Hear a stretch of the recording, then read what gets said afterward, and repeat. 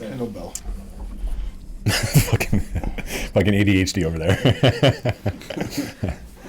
It's autism, actually, but it's okay. Is big back day? Big back day, man. It was a good back workout as always. Terry had a little bit of a struggle there. That grip strength kind of gave out there. Yeah, well, that's the thing, right? Is as you get more immersed in working out and you learn more and you get to new levels, especially working with guys like Mike, you learn you have to reverse engineer what you were doing before, because we've been training like a certain way for so fucking long that it's like, oh shit, now I was doing it kind of right, but now I actually am doing it the right way. And yeah, like I used to lift probably 2 to 3 times more fucking weight than I do now. It's crazy the effects that you see and the results that you see lifting a quarter of the weight, and you see everybody else in the gym fucking ego lifting like every movement that they do. Yeah, I don't think people have like a good idea of what their intent is lifting, or what the end state is, you know. Yeah. So they just get in there and lift, and just from what they know or what they're trying to achieve. But yeah, the more that you're trying to lift, like for what you're trying to do, it makes way more sense.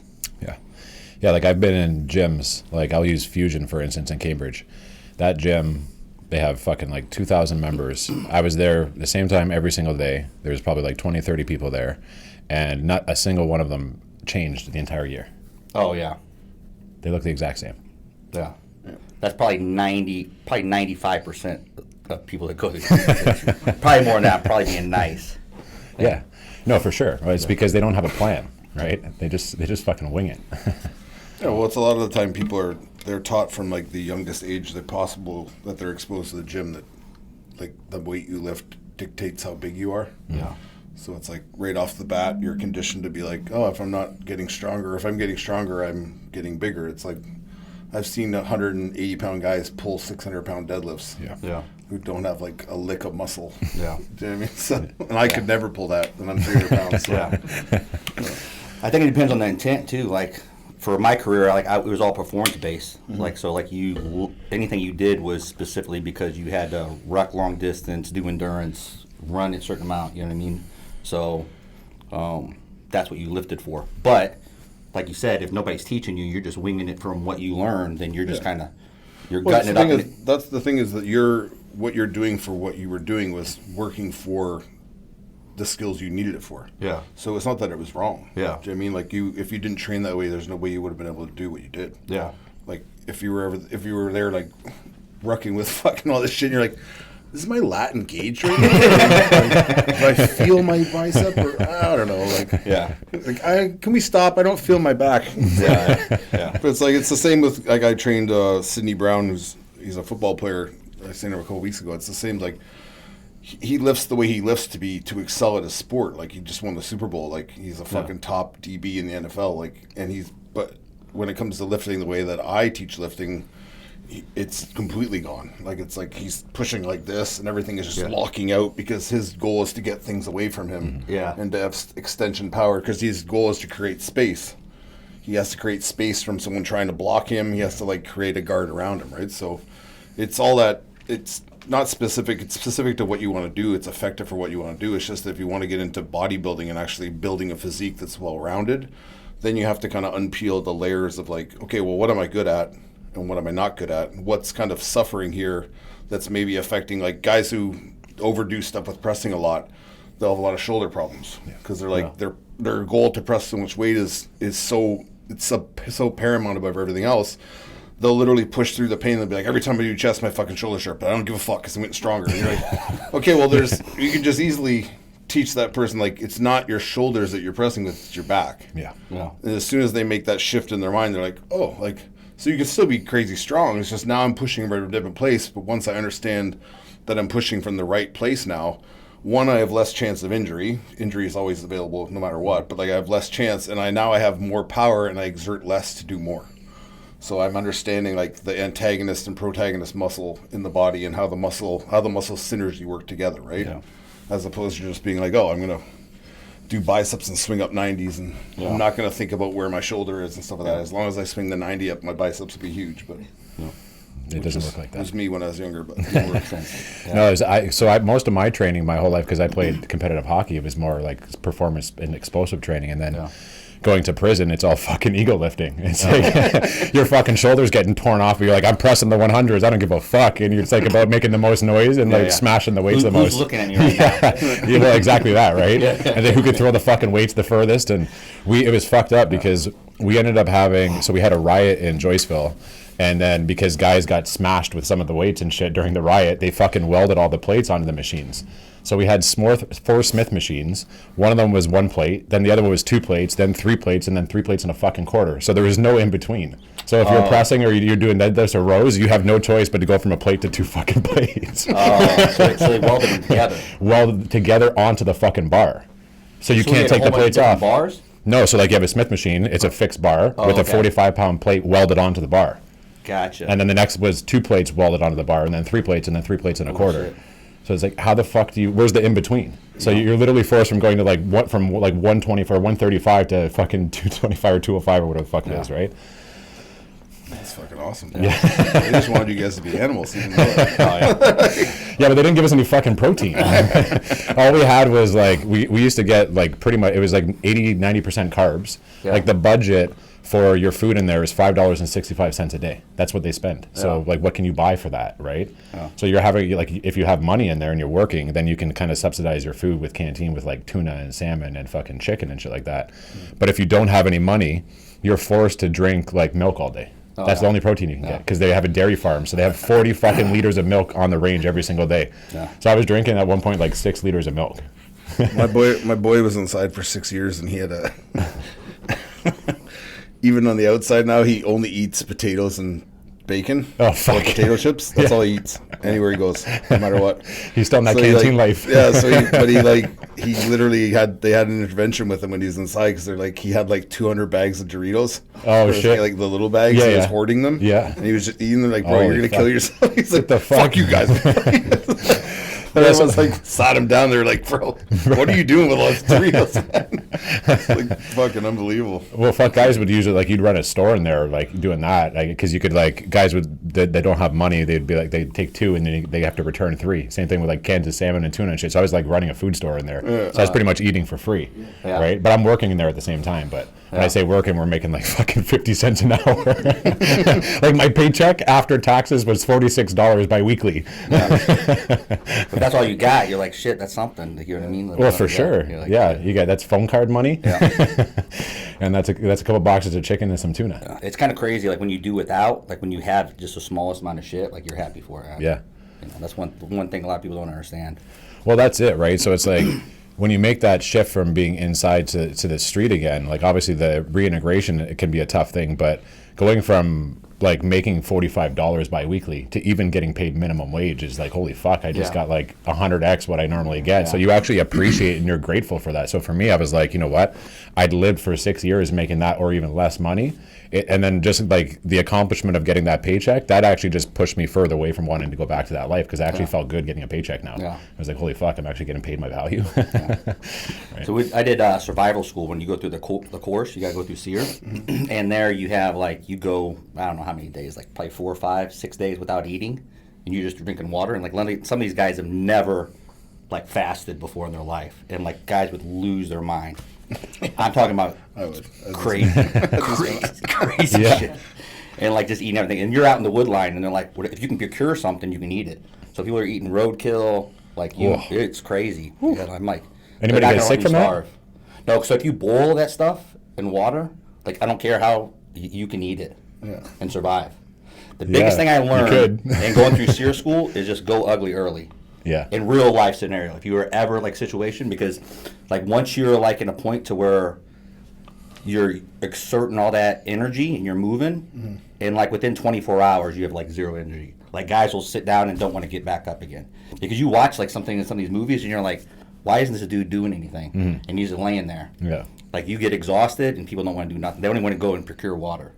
Well, of course, yeah, because you're zapped of energy. You're zapped of energy. So, if you're in a situation like that, first thing you do is just eat whatever you can find.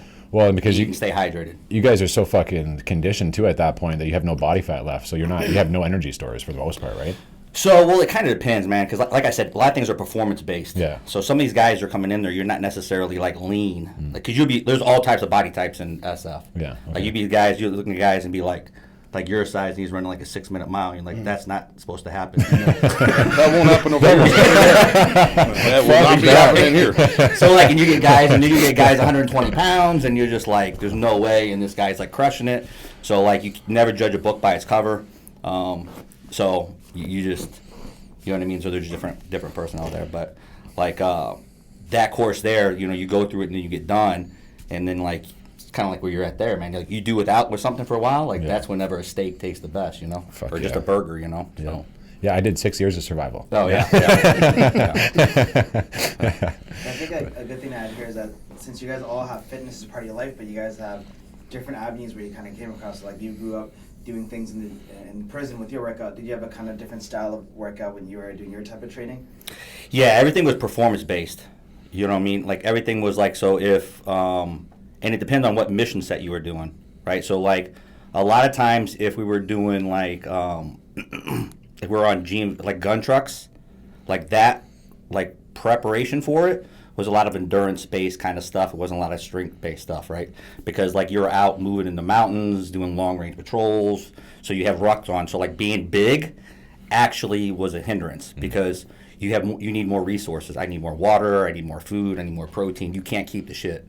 Because it's just too much, you know. Now, whenever we're doing like halves, which half is like heloing in, like on aircraft, then you were able to bulk up because you go in there, you hit a target, and then you'd fly back out. You know what I mean? So at that point, that's when guys were getting like jacked because you're like, it was kind of a luxury to be on a helicopter. You know, so jacked when I come out of the helicopter. Yeah, exactly. Guys, I don't even need to do anything. They'll just give up. Yeah, exactly. Fuck those guys. Yeah. But like when I was in gun trucks in the Helmand province of Bob Rob, I was probably like 180 pounds. I was skinny as shit. Yeah. Yeah, that's light. That was light as shit. What do you think was like? What were the type of movements that you guys were doing for training and shit? Then like obviously we're in a cell, so we got a fucking 6x9. So burpees was our go-to because it's the most effective movement you can do in that space that you have aside from pacing back and forth. So I mean, you lifted. Like for me, my workout was like I always lifted, but it was for like power and strength. So my weight in between reps were higher, and obviously when I was younger, there was a lot of ego lifting also, right? So you're lifting kind of like you're talking about to be strong, right? And then that mentality back there in just in the military and SF was just like suck it up, like why aren't you just going through it, not like recover like a smart person, you know what I mean? You're just like there's one thing to push through something, but you shouldn't push through injuries. No, like you know what I mean? That's the dumb thing. But that long range movements with rucks, like heavy kit, so I mean 12, 18, 20 miles with like 80 pounds, it sucked. So was there any like big injury that you had when you were out there? Because again, you're kind of alone just with your team, right? What do you mean as far as like injuries? As far as like either just maybe out with the squad or with the team, anything happened while you were there? Oh yeah. So I was gone. I spent 24 years in I was deployed or TDY almost 11 years out of the first 20 years. So like I was gone away from my family almost 11 years. Wow. So we did a lot of troops in contact. So a lot of so we end up we lost some guys through there, you know, but yeah, it happens. I think it's funny, like you guys talking about your training and all that stuff. It's like I've come from like I've done security in the past for the person I did the security for, and like I've been a pro bodybuilder and all that stuff, and it's like I've been in different lives and done different things, and it's so funny to me when I hear. It's not funny, actually. It pisses me off when I hear, like, bodybuilders or, like, people who compete, they compare, like, what they're doing to, like, suffering. Like, their diet is, like, suffering. You're eating, like, 2,000 calories still, dude. Like, 3,000 and you're suffering. And they're like, this is war. I gotta get through it. It's like, dude, don't compare it to that. Yeah. And don't even, like, you're choosing to do this to, like, stand on stage in your band thong. Yeah. Like, don't fucking compare it to that. And, like, the fact that, like, all these supplement companies come out with like these supplements like Redcon has like they have like are like military themed products like MRE Light, whatever. Oh, like, yeah. It's like all this shit, like it's cool and I get it because it's appealing for the average guy to want to think that they could do that, but like you couldn't. Yeah. So it's like don't feed into that bullshit with them. Like or like and you're kind of bringing that into the fitness industry like like I'm going through like my hard training right now. Yeah. I'm getting down to the wire. It's like, so you had like less burger today? You didn't have to do anything but lay on your couch and lift weights, but it was hard as fuck, right? Yeah. Well, and that's the thing, like, so the food that you get when you're incarcerated, they keep every single person on 1,800 calories. It doesn't matter what size you are, what age you are, you get 1,800 calories. Is that what they just go by an average of what? That's just an average. Yeah. So they go that they base it off the Canadian Health Food Guide. Yeah. Well, that's right. So you're getting like fucking maybe 30 grams of protein a day, and the rest of it is just all carbs. So you're supplementing all the other stuff then, right? You have to. Yeah, you have to. So like, You're just getting it through the shop ed or like. yeah. So if you're in like provincial, so you're pretrial custody. Listen, at the end of the day, some people aren't eating. Yeah. Right. Yeah, if you're an alpha, some people just aren't fucking eating. Yeah. That's just the way that the shit works. Like if you're looking at life or you're in there for quite some time, the guys that are in there on like DUIs and like fucking beating their wives and shit, they're not eating. Yeah. Those guys are starving. Like they're gonna have their bread and that's about it. So the protein's getting taken by the other guys.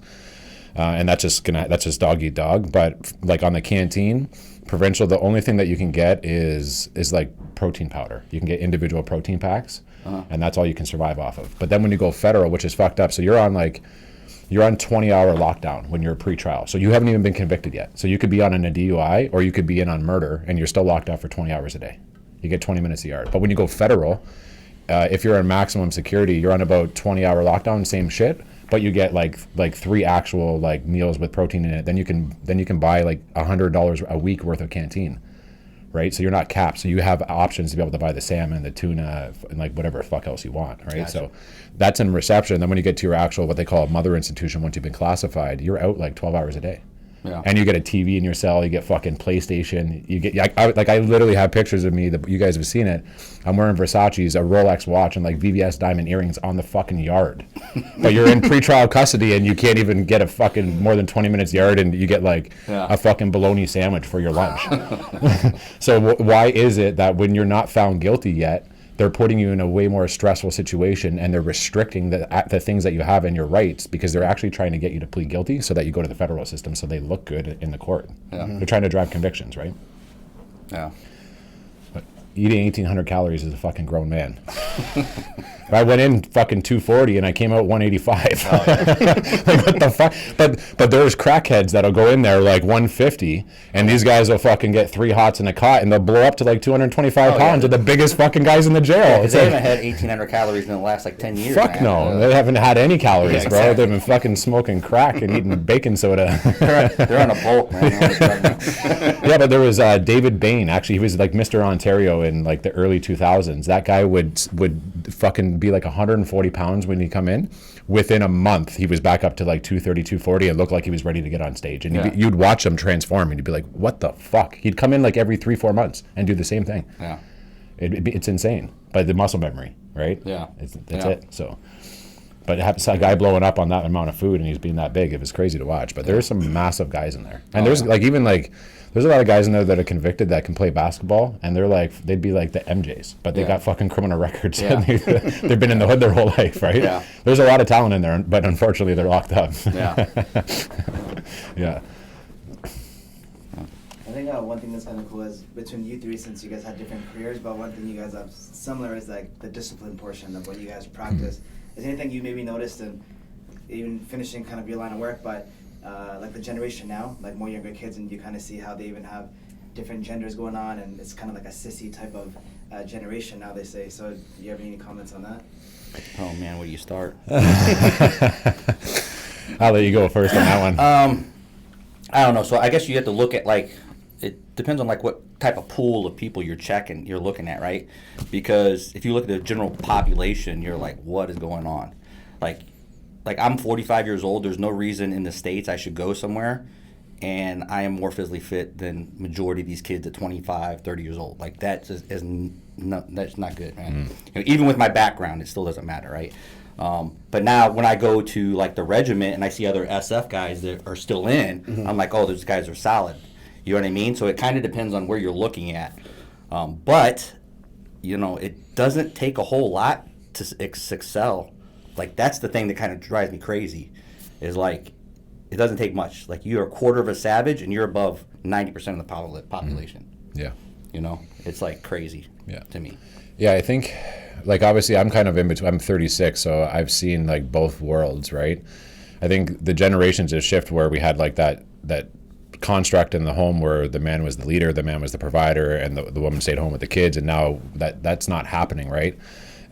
So we're finding men becoming softer, I find, because of that happening.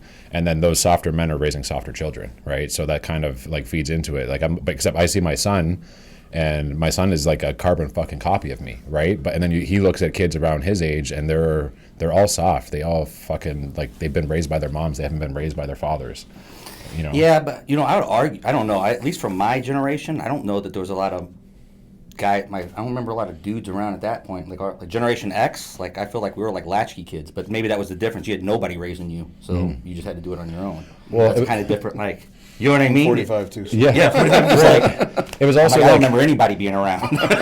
You know, if I fucking fell on my face as a kid, nobody ran to help me. They'd just sit there and be like, is he gonna get back up? And I get back up and fucking walk it off. But now, if a kid falls over, oh my God, and like then, you know what I mean? And like the over-parenting. The over-parenting, right? Yeah, I think we had under-parenting and like over-parenting probably. Yeah, just figure it the fuck out. Yeah. Like, You gotta let your kids fail sometimes at shit, or they're not gonna Figure it out. they're not gonna be resilient, you know? Like that's the part, you know? So. And we can't even, like, I don't even call it like, you know, failure is a thing, but like failing forward, right? So it's like you can let your kid fail, but then also explain to them what they did and then how they can apply that moving forward at the same time, right? I don't know. Hopefully there's a shift at some point. In which direction? Well, hopefully the right The one. better one. Yeah, better one. Yeah. I guess even Mike, you've traveled a lot, so like, is it somewhere like, you know, you were in the States for a bit, you played football down here, and kind of across, so is it like your generation kind of the same concept, right? Like, you didn't really have anyone hand-holding and kind of guiding you, and you just kind of figured shit out? No, I think that's kind of like a new phenomenon that's happening, and I think it's an agenda that's purposeful, that people are pushing this kind of mentality of the world. But I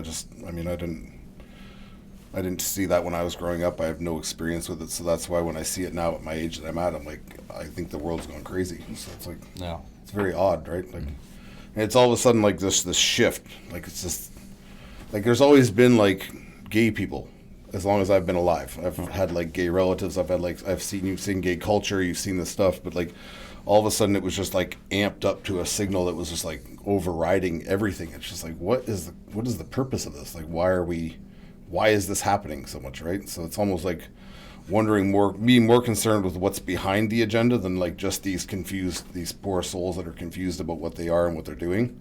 That's kind of what worries me more than anything, because I think people in general, they write their own ship and they're kind of like, oh, I see where I did wrong there. That was kind of stupid. I shouldn't have fucking thought I was a girl for 5 years. And So the biggest thing that I see, just because like my background working in psychological operations, and people don't understand this, is you are influenced, and that's the thing you're talking about. Like, people are influenced and they don't even realize they're influenced, right? And that key right there, I mean, when you say 20 years ago, there's only what percentage of personnel that was gay?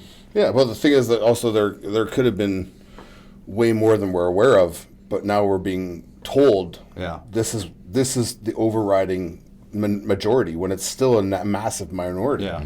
And it's like it's not so much concern, like obviously us sitting in this room, me and you being the same age, it's very like, it's like almost like Twilight Zone to us. Like, what the fuck is happening? Why does this kid think that it's a cat? Yeah. Do you know what I mean? Like, but it's like, it's not to worry. It's not for us. It's for those little kids that are even younger than that are growing up thinking this is normal. Yeah. And that psychologically becomes a normalcy in their life in terms of COVID masks, being afraid of fucking everything, thinking they can be a guy when that's who it's going to affect. It's not for us. We're long gone. We can't be fixed. But there'll be the people that are like at our age who are like sympathizers, like, oh, I don't want to look like a fucking outcast or whatever. So it's cool, honey. Like, I like it. I dig it. But it's like the kids that are growing up younger than that, they're the ones in grade school being like, oh, Jimmy's now Samantha, and I like Samantha, and I like Jimmy, so I'm cool with Samantha. It's just like, that's what's going to happen, right? So. And the problem with that is, like, the issue with a lot of these kids is there's other kind of issues going on there, and a lot of times they're just looking for attention. So is it actually, like, you don't know. It's a kid. I didn't even think about shit, like, when I was just a kid. I just remember that the Being a most kid. emotional people when I was growing up were goths. Yeah. You know, like, you know Yeah, what I mean? get off your You know, like, emails. everyone was like, "What's up with these guys?" What's And up they're with just, like, fucking sad for no trench reason. coat mafia over here? What the fuck? No, but then you see that those guys like Yeah. shot up a school. Like, we see like what can happen, right? Yeah. So it's like, but like everyone in our school was like, there was like always these groups of people.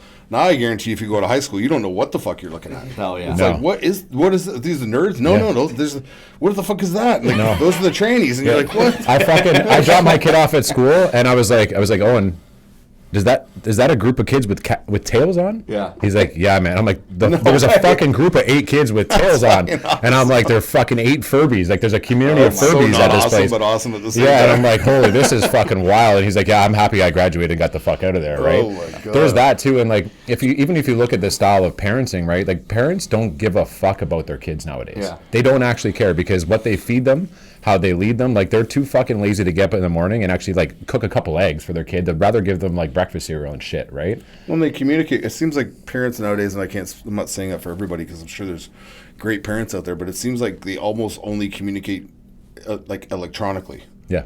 My kid has a phone. I texted him. Did you text him? Where's he at? It's like they don't have these sit down conversations. They're like, what's happening with you? Yeah. Like, what's going on today? Like, did weird shit happen? You're like, yeah, well, I was told I can cut my dick off if I want. No. Yeah, that's possible, but please don't do that. Like, you know what I mean? Like, they seem like it's just technology based and everything's like, what's going on? Like, the parents have Instagram. The kids have Instagram. The mom has TikTok. They're doing a family TikTok. It's like, they're just living in this virtual world where they're like removing themselves more and more from humanity, right? So it's like, they don't give a fuck about what's going on. They're like, just eat some food and fuck off, kid. Like, Yeah. Let's do our Twitter dance later, or TikTok. Yeah, if you're not intentional with your kids, somebody else is going to be. Right? Yeah. Well, I think it's also like in today's economy and society, everybody's in such survival that they're not even being present and they're just kind of like escaping all the time. And that's their form of escapism is just getting their kids away so that they can just sit down on the couch and disappear into their television. Right? Well, it's like I box all every day of the week, but like the boxing club I go to during their afternoons, they have like younger sessions for kids. So the parents bring the kids. The kids are very young. It's not like high school kids, like young kids. These parents, like the kids are doing their shit because they're in the class and they're involved in it or whatever. The parents are like this, like the whole time, not looking up like, hey, good job, or like walking around like interacting. It's just like on the couch, like da da da da da, like on the phone, like the whole hour or whatever. I'm like, dude, why did you even come? Just drop the kid off and leave. Like, sure. The kid's looking over at you like, oh, she doesn't care. Like, subconsciously, like you're thinking like, my mom's not even looking at me. She didn't give a fuck. And the kid's still a child. It's still looking for approval from its parents, right? So it's getting no feedback. No so validation, no nothing. Yeah. Why am I here? Yeah. And I look back, now that you said that, when I think back, I'm like, every time I'd go to like the skate park with my son, like I was skateboarding with him. If he went to like a scooter tournament, like I was taking videos and like of him so that, you know, he could see them after and like interacting with him and shit like that. So I've never really My mom would noticed be that. in the stands at my football games telling me like rip a guy's head off. Rip his fucking head off! And I'm like, what? It's my mom.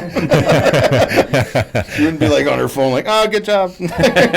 Yeah. He'll see the text later. Well, there was no phones back then either, No. really, right? So that's the thing, right? Oh yeah, there wasn't shit. I didn't know about the internet until after I joined the military. I was like, what is this shit? Well, I fuck didn't have a cell phone. Like their cell phones weren't allowed or wasn't even around. Yeah. And they're like, I remember whenever I was in the military, they were like, hey, first we had pagers. Yeah. And there's pagers, so like if you had to come in, right, Yeah. to give you a pager. Yeah.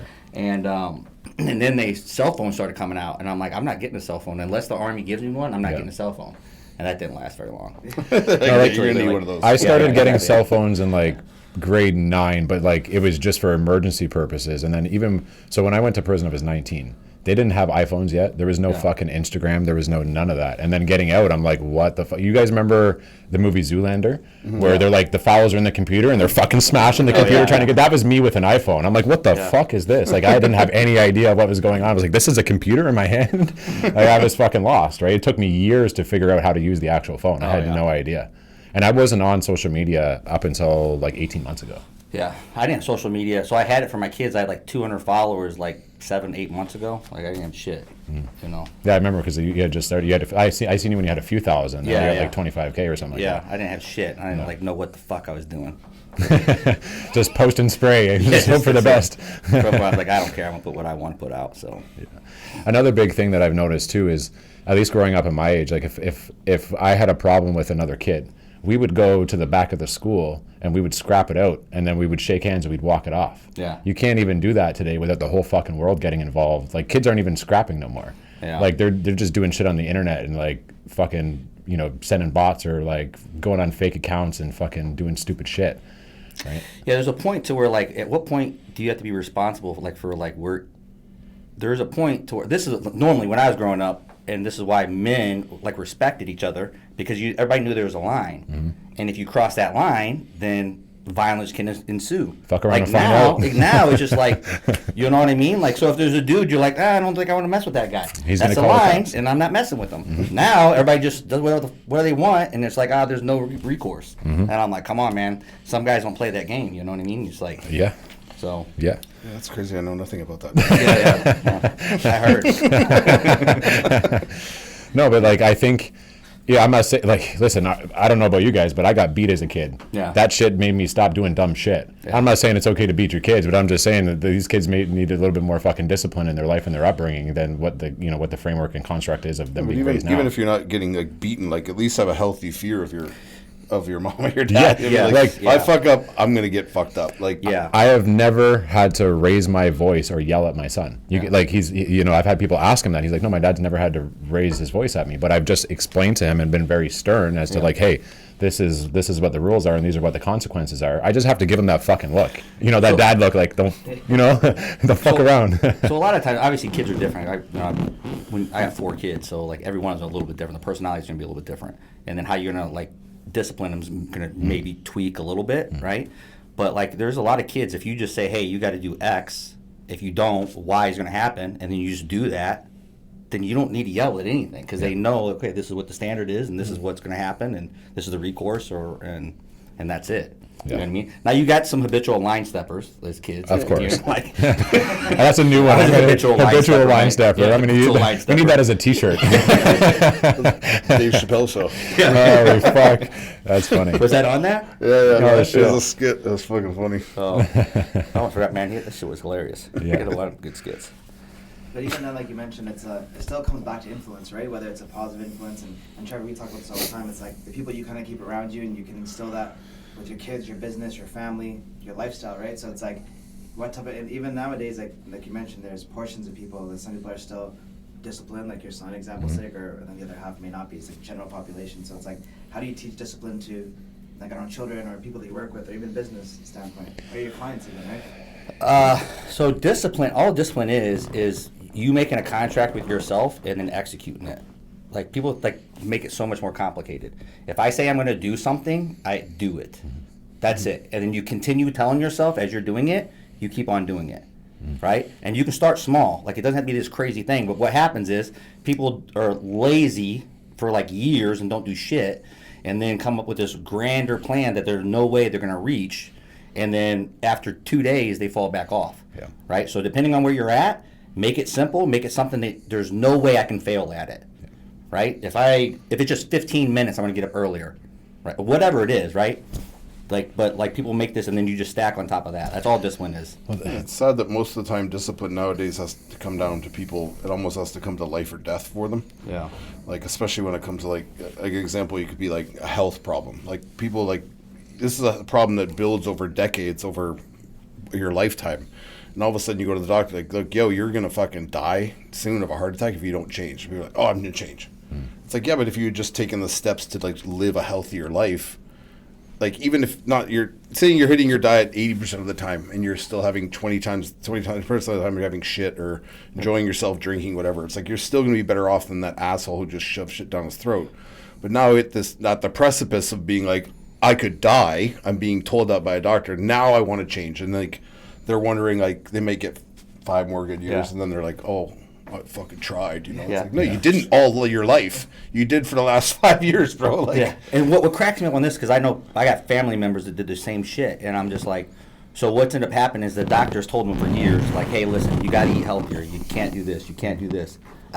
Joe lived to be 100 years old and ate bacon, X, Y. One person, you found one person. Good fucking genetics, that's why. that lived, Yeah. and you didn't take it out everybody else, the 99% that die, and that's the example you're going to go by. Well, and then right before, when the doctor's exactly what you're saying, is like, hey, listen, like, you got 6 months, like, oh, what do I need to do, bro? That ship's unsailed, man. Like, what do you want to do? it's the same thing with like I get people who want to train with me, or you guys have people come to you for mindset stuff. It's like, oh, I want to how long do you think it'll take me to lose this 40 pounds? I feel like I'm 40 pounds overweight. How long? I'm like, well, how long did it take you to put it on? Yeah. Your fucking life. Like, Yeah. You don't know when it started. You'd want it to stop now, and you think that you can reverse it within a matter of months. It's like, if it was that simple, like, everyone would do it, right? Yeah. But it's like, that's what I'm saying when it comes to your point where it's like, it's just got to be small steps. It's like, you don't want to, you come to the gym, but you don't do cardio. Start doing cardio. Mm-hmm. Do a little more cardio. Do this. Change your eating. Get more protein. Like, make these incremental steps that eventually lead to a better version of you that you can sustain. And then you can take incremental steps more, right? It's not about like changing overnight and expecting that result to be like a life-changing thing immediately. It's like you have to adhere to what it is that you want to do in order to get something out of it. And that adherence is the rest of your life. Yeah. It's not a finite amount of time. Like, you're like, oh, I'm going on vacation. I want to get ripped. Fucking Well, hate dude, that. the What's fuck the are you point? talking about? It's a lifestyle, motherfucker. Yeah. Like, how about you do something that's sustainable, right? But Yeah. to your guys' point, Terry, we were talking about this in the car, and I say this all the time. Humans like comfort. They do not like to be uncomfortable, right? So, Mike, what you were saying is like when somebody gets to their doctor and then finally they make a change, we find a lot because people will chase instant gratification. They don't like delayed gratification because all these apps and everything get instant reactions from people. And I always say the pain of remaining the same has to outweigh the pain of change. And that's specifically what you're talking about, right? Yeah. And if you look at, like, to anybody listening, go pick up the book Atomic Habits and look at the fucking, the science behind habit formation. And it's keep it small and keep it simple. And it's like, it's literally that fucking easy. Right? It's just keep it small, keep it simple, keep the barrier of resistance as low as possible, and just wake up 15 fucking minutes early. Just do something you didn't do yesterday. Yeah, but the Simple. thing about it is people want instant gratification. Now, is like what Yeah. you said, and so if you just do small increment steps, it's going to take a while to get there. Yeah. But this is the thing people don't understand is they want these quick transformations and they want this quick fix, and they fix it for a short amount of time and then just go back in their old habits. Mm-hmm. So why don't you just fix it once for the rest of your life and be done with it? Like, that's where, exactly kind of what you say. Oh, let me fix it so I can go on this vacation. Mm-hmm. So you can go back to your same lifestyle. Like, what's the point? It's also they're being fed constant information, like overload, where it's like they might be on a good path and then they see someone said this in a video. Oh yeah. Yeah. And then so I'm going to do that, and they abandon this other thing because this is somehow more optimal. Shiny objects. Yeah, and this is this and this is this, and then it's like you're ping ponging all over the room. And like it's like I have clients like this who come to me like, you see that video that doctor said about this and this? And I'm like, yeah, dude, it's everyone knows that. It's been a thing for a long time. Like, creatine's cool, bro. It works. Like, it works. It's worked for 20 I years, heard it bro. helps your brain. I'm like, yeah, it helps a lot of stuff. It's like, well, now I want to take it. It's like you were afraid of it before. Yeah. The fuck? I didn't want to put on water weight. It's like, have you ever eaten red meat? Like, it's in your body. It's just like, like the way that they frame information nowadays, and you have all these guys like Huberman and whoever the fuck else could be on these fucking on Instagram. They're loading 10-second clips of an interview. Not to say that like these guys are wrong. I think they are misguiding a lot of people, and they're not giving the full truth, and they're not talking about really thoroughly researched stuff. But it's like you're seeing a little clip from a guy who seems like he's in an authoritative spot telling you to do this. And it's the complete opposite of what this guy said last time. But this guy seems to have more authority. And he's worked with Dana White, and he's worked with this guy and this guy. It's like, who the fuck are they? Yeah. The endorsers. That's it. Like, So the issue with some of this scientific-based stuff is, like we were talking about that before, and it's like, all right, you're talking to the general public, and you get 10-second clips, right? And they're talking to somebody that's not the general public because they're taking exactly what that says for truth. And you're like, okay, you need to eat first, right, and then go to the gym. Don't worry about this optimization shit because it doesn't pertain to you at all. And then social media is to a point to where everything needs to be one way and another, so they intentionally go against each other to get on one side of the next, and you're just like, they view optimization as like an on and off switch. Yeah. It's like I'm not optimized. Like, there's so much in this area, man, where you flip that switch. Like, there's decades and all kinds of shit and work that goes into like being an optimized person, and even then you're not. Yeah. Because you're always striving to be better than you can be, right? Or like more healthy, whatever. But it's like overwhelming. Like you guys don't probably have the same kind of thing, but I do. Like, guys in bodybuilding are people that lift and want to put on weight, they're like, should I be taking like X substance? Like, should I be taking Tren? And you're like, no, dude, you shouldn't. You know? But like, my boy took it and he got jacked. I'm like, yeah, and he's fucked up now. Dude. And he has no idea what's happened with his blood work. His liver's shot. And you're like, oh, it's gonna be big though, right? And you're like, yeah, dude, what the fuck are you talking about? It's like, I saw this kid on TikTok talking about it. It's like, that's your authority voice, the kid on TikTok who's a fucking moron. The fucking Tren twins. I did that shit when I was younger too, when I was their age. I didn't give a fuck. Yeah. I didn't get my blood work done for like a decade. I was fucking pumping gas like no one. I was a pro bodybuilder. Yeah. I was taking 40 milligrams of insulin pre and post workout. Like just fucking 330 pounds. Not giving a fuck, wondering why I'm out of breath walking up the stairs. Like, and I'm just like, I'll be fine. Well, I wasn't like extreme on the substance side, but I had Boston Lloyd as my coach, and Boston died when he was my coach. Yeah. So I literally woke up one day, and then I literally saw like the fact that he had died, and I was like, yeah, I'm probably going to shift my angle here, you know. But like I was smart enough to know that that level of extreme was not the route to go. But you know, like at that point in my life, I felt like that was the person that I could go to that really knew like the nitty gritties of it, because not a lot of people were willing to actually speak and talk about using it openly. So you couldn't like other than that, you just had to decipher information online and be like, okay, what am I gonna try and doctor myself, right? Because there's nobody to guide you down that path for the most part. Nowadays, there's some more people out there, but they try to be anyways. Everybody fucking in the gym fucking sells juice, and you do one show, you're a fucking diet coach, you're a fucking. It's like, meanwhile, you paid fucking some guy to coach you, and you're just copying what he did and sending it to the next person. It's like, it's fucking ridiculous. Yeah, I see that happen a lot. Like there was a guy in my old gym, and I can't remember the guy's name that he was training with, but everything that he was saying, that guy was recreating and putting out as his own shit, just like kind of changing the lingo a little bit, and then passing down the same knowledge to his clients, and then getting these chicks on all this juice. And I'm like, literally, these girls went from being feminine to like within 8 months, they sound like me. So that's a huge issue. But that's like there's a difference between having knowledge and wisdom. Like I can regurgitate what you just told me. Doesn't mean I've been doing it for 20 years. Like that's the problem. Like on social media, like you see somebody, they're like, oh, okay, this guy's has X, Y, and Z, and he's just regurgitating something that he's heard before, but doesn't mean he's experienced in his life. He has zero wisdom, and he's just re-saying it. I imagine it's like the stuff that you see, like coming from the experience that you have, having the career you've had. Like, I would imagine it's the same. If it's not, then I apologize. But it's like these, like you see these people, like they go to the gun range. Yeah. And they're like showing, like they're shooting to do, and then they're do, and they're like got the timer behind them, and they're like, and then they holster, and they're like. Yeah. It's like, I'm sure that's awesome. Yeah. And it looks cool as shit. Yeah. I don't know what I'm looking at. Yeah. But you're probably just like, yeah, dude, but that guy's shooting back. Yeah. And you don't know where this guy's shooting from. So yeah, you're walking around, you're hitting the targets, but there's guys shooting from everywhere. Yeah. And they're all just like super like robotic. Tuk, tuk, tuk, tuk. And I'm thinking to myself, I'm like, in real life, if something happens, these people are, prepared to aim their gun, but do like with adrenaline and all this stuff going on, and like being at a spot where someone's going to kill you or trying to kill you. Are you calm enough to be like, and they're like setting up? It just seems like it's like you're training these people. I get it. It's good to have them have an understanding of how to use a weapon properly, but like in the real heat of the moment, are they going to be able to perform, right? So then the reality of it is like, so anytime you're doing that kind of training, you try to keep it as simple as possible because your adrenaline is going to be running, right? Especially if somebody's never been shot at before, or they just have to pull their firearm, right? That's something most people have. Then the reality of it is, depending on where you're getting shot at, and if it's in like a combat, it's not like the movies. You don't know where you're getting shot at. That's what I mean. Like you have no clue. Like, so you're out and there's a whole bunch of buildings around. Like, you have no clue where you're getting shot at. I understand it and I get it, but it's a flat plane. Yeah. You're moving behind blockages, so you're taking cover and you're shooting at things and this, but it's like in real life it's not going to be a desert. Fuck no. It's going to be like a guy could be out a window, Buddy could jump out of a car and fucking pop you. You could run by a car, the guy rolls on the window and blows your head off. Like it's like I think it comes down like also too like how were you raised, what type of environment were you in if you were in a situation like that. Like let's use my situation as an example. I'd never trained firing a weapon in my life. I'd never trained being in a situation where somebody was going to try and pull a gun on me or take mine. And I had somebody pull a gun on me. So I had two choices in the moment, right? Fight or flight. So it's like I get shot in the fucking back running away, or I jump over the table and I fucking wrestle him for it.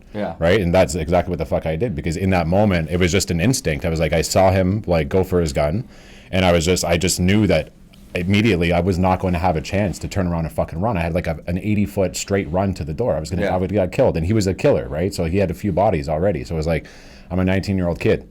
So what is that? You know what I mean? 19 years old, and I still had the fucking goal to like, you know what? Fuck it, I'm going to defend myself, and I'm not going to flee, right? So like, but I had grown up in survival and in chaos my entire life, and that shaped me, right? That built that resilience in there. I didn't even think twice, right? Yeah. But then you have other people, like literally somebody punches them in the face and they turtle on the ground, you know? Yeah. People are just built different.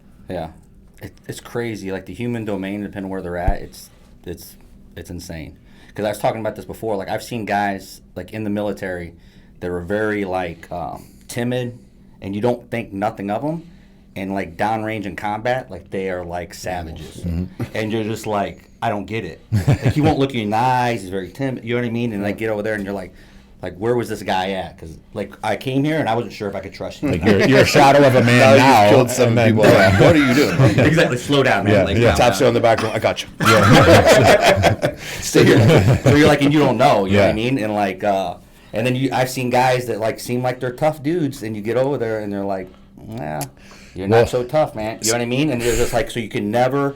It's hard to tell. No, 100%. You know? Like it's hard to tell. There is some character traits you can see, and you're like, okay, this guy's gonna be fine. But it's the ones that you're like, I don't know, that you sometimes will prove you wrong. Man, I've seen fucking 300-pound gorillas in prison. Yeah. That like 150-pound dude will pull a knife on him, and he'll fucking crumble like a little bitch. Yeah. Like, and I've seen the smallest guys take down the biggest dudes, man. Oh, yeah. Like they like literally 140, 150-pound dudes that are shooters on the street. Yeah. They're not gonna fucking fight you in there, but they'll come up and slash your face or your throat real quick, right? Well, because they're playing two different games. Yeah, well, that's a survival thing. Like it's a dog eat dog, right? Yeah. So it's because they know if a big guy gets you in a cell and when you're incarcerated, you're fucked, right? You're in a corner, you're not going nowhere. They lock that door, bye bye. Yeah, you're gonna get beat for 50 minutes until the guards do a round. Oh, yeah. You're not making it out, and you ain't making it to the panic button. Another thing about kind of talking about like being like shot at or whatever, like whenever you're in an open area when like you're at 360, like it took me quite a little while being shot at before I started actually realizing, okay, it's coming from this area, approximately this building. So then you just return fire, door, window, rooftop. So you have like angles where you're gonna engage from. Yeah. But the key is whenever you pull up to wherever you're at, whether you're dismounted or whatever, you're gonna figure out exactly how far the door is from where you're at. And so you're going to find like, okay, that's 400 meters. And then from there, you know what weapon systems can be engaged with you from you, right? So then you back up, okay, hey, I know I can be engaged with an RPG up to 900 meters. I can be engaged by a PKM here, this heavy machine gun. So then you either move back or close the distance, you know what I mean? So like all of that, the details like are huge. Machine gun or RPG? I'm moving back, bro. I'm going with the sniper rifle. What would be the strategic advantage to getting closer? So now you close the distance if you're going to like enter and clear something. Okay. Right, and it kind of depends on what the mission was. But majority of the time, you just push back right outside of their heavy machine gun range or RPG. So if I knew it was going to blow up right around 900 meters, I'm going to click back. So then if it blows up right in front of my head or right in front of the gun truck. Yeah. If I have to be closer, then I'm going to have the tackle advantage on some high ground, and I'll do burn drills, and then they'll engage. Then they won't hit you. So essentially, unless you're going to roll over an entire fucking village, you're gonna fall back every time if you know that there's weapon systems there that are going to engage. It just depends. It depends on the mission and what you're trying to do. Okay. Truthfully, you know what I mean. Yeah. But like you want to have the tackle advantage. Is the whole point. Yeah, well, of course. Yeah, you don't want to go in at a disadvantage in a gunfight. Yeah, exactly. Yeah. Well, because the thing about it is we only had 12 guys on an ODA and some partner force. Yeah, but you guys are trained fucking savages, though, right? Yeah, I mean, I got it, but still, you're 12 dudes, you got 3 gun trucks, and you're fighting the whole village. You know what I mean? There's hundreds of people there. Like, something goes wrong, and you're done. But I've heard some crazy stories of, like... Yeah, exactly, yeah, I've heard some crazy stories of, like, like, the SEAL teams, like, taking on, like, a couple hundred guys. You know what I mean? Like, digging in, and, like, but that's just because of how trained they are compared to those combatants that are coming at them, right? So, it's just, like, it's a violence of action thing, right? So, at the end of the day, like... It'd be the same way like in prison, right? So at the end of the day, if I'm coming up to a guy and the guy is, I know I'm fighting 3 guys, right? And maybe they're better than I am, right? I am going to go at 100% and I'm just going to smash the first dude, right? And I'm going to take him out because then I'm going to go to the next guy. So the whole point is to gain violence of action at the beginning, so they back off. Yeah. Right. In reality, at some point, if all of those 1,000 people came towards us, like there's no way we could take them. There's not many people that are going to do that. No, there's not. There's not. Right. So that's why you have. You're going to take their will from them. Yeah. You take the will. That's it. That's the only thing you're doing is force multiply, your violence of action, and you take all will away from them. You know, it's crazy that you say that. So remember that reaction video that we did? That's exactly what I said. Yeah. So like when there was 3 guys came into the cell, and I was like, well, you got to go after the biggest guy. That's what you always do, because you go after the biggest guy. The followers, they run. They always fucking run. Like people would think that's a crazy, but that's what you got to do. Like what else are you going to do? Yeah. And that's what people don't understand. Like, you know, in the real world, like, you know, I've tried to like, okay, I always will give somebody an out, but then when there's come to a time where it's like you have to go offense, then you have to go all the way. It's like, all right, we break contact, let's go. But if you're going to go, you got to commit 100%. When is that for you? Is it when they get too close to you? Because for me, it's like if you get within my arm, like within my social distancing range, I'm fucking you up. Well, like in combat, it's kind of a little bit different, just depending on what the situation. You know what I mean? But like as soon as you're engaged, right? If somebody shoots at me, everybody's gone. I'm tearing the whole place up. I'm used to people coming at me with knives, so it's a bit different, right? Yeah. So as soon as they start engaging, start shooting at you, then you let them have it. What do you think was, if you're comfortable talking about, what do you think was the craziest shootout or experience that you had while you were in the military? So my initial trip over there was in 2007, 2008. We was in the Helmand province. And Afghanistan? Yeah, Afghanistan. So I will tell you that we had I think it was about a 10-month trip, and then we had like the team had a board up, and it went days without killing, and it barely went over 2 days. Like days without injury. I'm counting down days in prison. He's counting days we haven't killed somebody.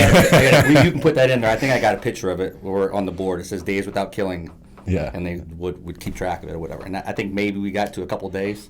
So like we were getting after it all the time. So at that point we'd leave the fire base, go out for between 3 to 7 days, and then come back to refit, get more ammo and everything else, and go out again, and then troops in contact, taking it up again. So. And for like obviously I've only really seen in movies. I have a couple of military buddies that have told me a little bit, but like how in comparison to the training, like obviously you guys are high level, but how would you compare the combatants that you fought to how you guys were trained? So it depends. Like some certain areas you go to, like you would see like foreign fighters, right? You mean like from other countries from that are other trained? Countries there, yeah, they're trained. They were solid. You know what I mean? You're like, okay, these dudes are better. These guys are a little bit better. These guys are close. You know what I mean? So like, so you would see guys from other countries coming in, but majority of the time is, like I said, it's violence of action and then the resources that you have. Well, that's all what combat is. You know, it's training, resources, and violence of action. So you guys are winning the resource game for sure. Oh yeah, for sure. I mean, there were a couple times we were in some pretty, some hairy spots where we're getting pretty black on ammo. Black on ammo just means like we're running low, like we're getting after it like for 2 days straight. And so just kind of give you an idea. So normally what would happen is just kind of picture like you're in like gun trucks, right? And then as daybreak would come, right? If the women and children would leave the villages, right?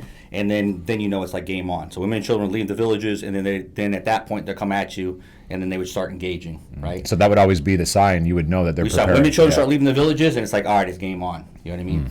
And then once women and children start leaving the villages, a little bit time after that, then they'd open up fire, right? And then your troops in contact for probably 3 hours or so, right, roughly, until it started getting about a little warm, and then they would dull off again. They would kind of go a little low, take a break, eat. We gotta go play. We gotta go eat. And they would pick back up again all the way to the evening, and then at nighttime, that's whenever they would, like, majority of the time they wouldn't fight at night, just because we had the air. Well, and you guys got night vision. Yeah, we had night vision, all that stuff. It's not even fair, and fucking and like thermals and shit, right? Oh yeah. But you're going to some places where over time that shit was getting into them also. Well, for sure. From other countries. Yeah, and you have gun runners that are selling that shit to make sure that war continues, obviously, too, at the same time, right? Yeah. We know we've all seen those movies. Yeah, exactly. Hey, those ideas came from somewhere. Yeah, exactly. And how much of that do you think was happening when you were fighting the enemy? As far as like As far as them having like advanced technology and you being like, wait a minute, like. so yeah, so there was, but it wasn't like, so like we'd have a team, everybody has nods or whatever. They may have 3 or 4 of them for 100 guys, right? So they're out there, still can see us, right? But they just don't have as much of the, you know what I mean? So like it's kind of, but yeah, they were still getting the shit. Mike, what do you think is the craziest altercation that you've been in your life? Altercation? Altercation, yeah. I don't think anything's been crazy. Well, comparing I'm to talking fucking to the two Green guys Beret who are here. Well, yeah. Relative to yourself. One day, this guy cut me off. I was like, "Fuck you, buddy." I don't even want to venture to go into that territory. Like a fight sometimes, bouncing. You ever get shot at? No. Well, yeah, I did in London, but it was London, shooting. they don't have guns Yeah, they're there. shooting. No, they do. They found them. You know what I think? What your line is a bit different is, sure, like you guys have that side, but you were dealing with giant crowds, and you know some people are crazier than others, and you don't know the plan in certain areas or how the layouts are. So even in, like just like you, for certain tactical stuff, I guess you have to. Oh, it's way more tame than what these guys do. Like a lot of the times when you're dealing with, like when I was guarding celebrity, it's like you're basically protecting people from themselves because they're just Liabilities. so enamored. Like they're not like they're not there to fucking stab them. Like they're not I kill you. Like it's like they're just like, I'm gonna touch you. Like it's almost like you're keeping people back from like some demigod they believe. Or like just want to like get closer. Do you know what I mean? So you're literally being like, hey, chill the fuck out, man. Like what are you doing? Like so I mean we had different things that I've told you guys about, but I won't say on camera. But just with like minor altercations and stupid shit. So nothing that wouldn't just happen in regular life, like people having disagreements and shit. So. Yeah. Definitely no RPGs. I wish I had. I just whipped that out in the crowd. Fuck off! Violence of action, man. Yeah. Is there anything you guys want to wrap this up with? Maybe that one takeaway or something like each of you guys can be share that you guys like your take back that you've used. Like for you, I think Mike and talked about with football with certain parts of discipline. There might be something that you've taken from the military and you through prison. So is there something you want to share for like the public that you followed through in your lifestyle that's maybe helped you from what you've been through? For me, it's just honoring the future version of myself. Like just, putting a plan in place and be like, you know what, like I learned that in order for me to become and to change my lifestyle, I had to kill the old version of myself. So like our belief systems that we have are pretty much given to us by our parents when we were children, and I didn't really have parents, so I had like scattered belief systems from all these families and shit. So I had to recreate who the fuck I was. And I had also had to find purpose in that too. So like my purpose was my son, and then it was like, okay, I had to practice delayed gratification because all the work that I was putting in, I had to do for 6 years, not knowing if it was going to be effective or if I would even make it to the street. So the one thing that stuck with me was just building that self-confidence by completing and being consistent with the shit that I was doing every day. So waking up in the mirror and just saying like, you know what, this is what I'm going to do to get through this day. I'm going to stay consistent. And as you do things day by day, that's how, like, through action is how you build self-confidence. So people are always like, well, I need to build confidence. It's like, yeah, you do that through actually putting in the fucking work. So yeah, that's it. Like, stick to a fucking plan, be consistent, be true to yourself, and keep the promises that you make to yourself every day when you look in the mirror. Nice. Yeah. Well, that's me too. I say that too. For me, I think just be careful what you measure as success in your life, because that's what you're going to chase, right? And most people on their deathbed, like what they thought was success is nothing to what they're like wish that they would have done more of. Mm-hmm. Yeah. Like nobody gives a shit how much money you make. Nobody cares. You don't care what kind of car you drive. Like none of that shit makes any matter whenever you're on your final moments.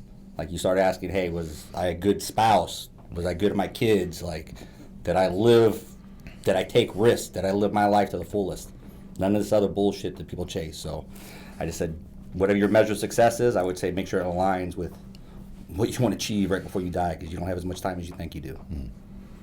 Yeah, I would agree with that. And also just, I mean, what do you add to other people's lives through what you do, right? Mm-hmm. So how much the legacy of you and who you are will carry on once you leave this world and the people that remain in it, and what kind of impact did you have on them?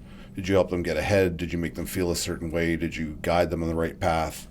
Were you responsible for them? Did you take care of them? Did you do the best you could, right? So I don't have kids. I don't have any kids at all, but I take care of my mom who lives with me, who's elderly. So like I take a lot of pride in being a guy. Like there's not many people my age that would be like, I want to take my mother in, whose mental wellness is kind of a little down, but she's still there. But she's there. Yeah, but like I mean, I have her around me because the thought of having my mother be living in some random apartment, sitting by herself, and if anything ever happened, it's like I would never forgive myself, right? So just like little things like that are what matters to me. Like he said, like I don't judge my success by money or cars I drive. Like it's cool. I mean, it's cool to have nice stuff and it's fun, and if you're successful, you should enjoy the fruits of your labor. But like I said, at the end of the day, it's going to be the impressions you made on people and the impact you had on the people around you, right? So I think that's the most important thing. Yep,